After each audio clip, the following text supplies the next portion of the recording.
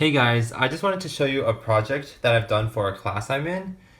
So you just gotta light up this panel of LEDs using voltages and, measuring currents and all that.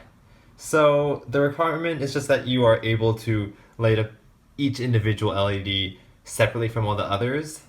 And to prove that, you can show any pattern you'd like. So because I like Conway's Game of Life, I have it show Conway's Game of Life. It might not show up so well on the camera, on the phone, because the LEDs are really bright.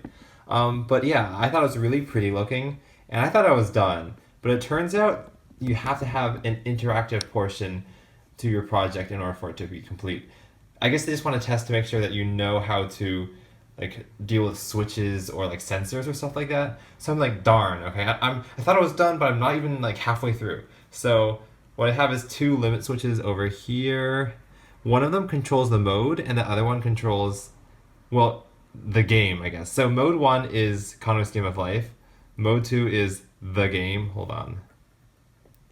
Okay, this is the game. I'll get to it soon. But you just switch it to go from Connor's Game of Life to the game.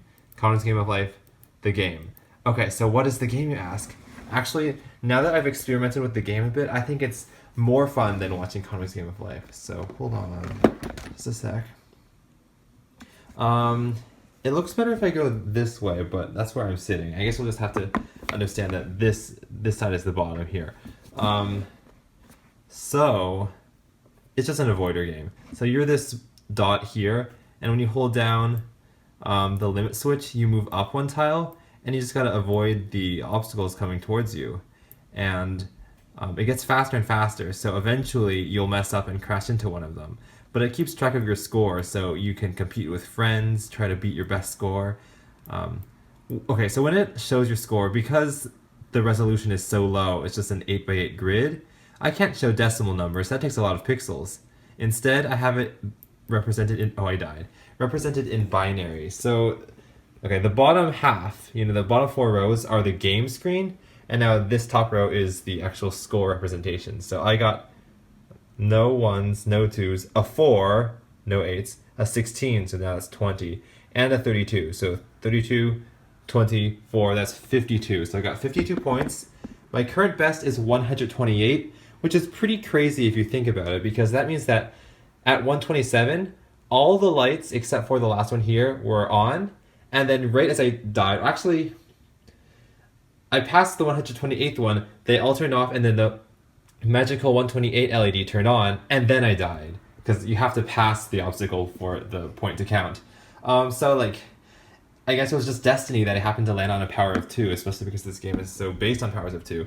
But in case you're wondering, it will move on to the next row of LEDs up if there's overflow, so it can actually count up to 65,536. Not that I think that any human could ever get that far, because it speeds up faster and faster. The speed is actually proportional to the square root of your current score, because since it gets faster, if it was linear, then it would seem to go up exponentially faster, because it's getting faster at faster intervals as well. So that's not fair. It goes up by the square root, which is more logical, and it's pretty fun. Now let's see if I can beat 128.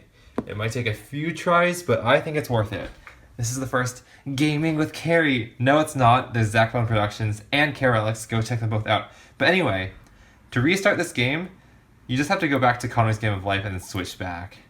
I should probably have a more advanced way of doing that, but like, it was like I didn't have to program the reset button. It already worked, and I'm like, I only have 2 buttons. I'm not gonna add anything more complex. One thing I really like is how simple it all is. There's really only 2 buttons.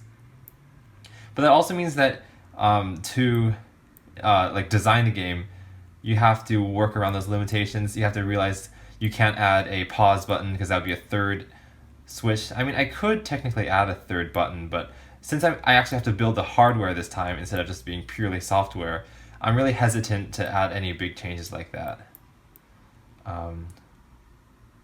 Yeah, okay, now I gotta focus. Yeah, because the obstacles are randomly placed on the top and bottom, you can get a lot in a row. So it's eerie when it happens, but it's just like that. Did you see how many? That's a lot in a row. Okay. Oh, I think I got 128. I can't quite tell. Oh god, this is intense. Oh, okay. Oh, okay. Right at the end, Like, I couldn't even see movement. It was like everything just flashing at me. Oh, hey, Sean. Recording video. So there we go. The final score is... Okay, so everything up to 32. So it's going to be 32 minus 1. That's 31. Plus 128, which is 159. So I beat it. Hooray. And I also have this protective box. So I can actually have it in my backpack and it won't collapse in on itself. It's very durable. It's made out of the skeletons of old binders. I can actually show you. These were the binders that were killed for the sake of this. Because it turns out almost all binders just have cardboard in them. So yeah, that's cool. Bye!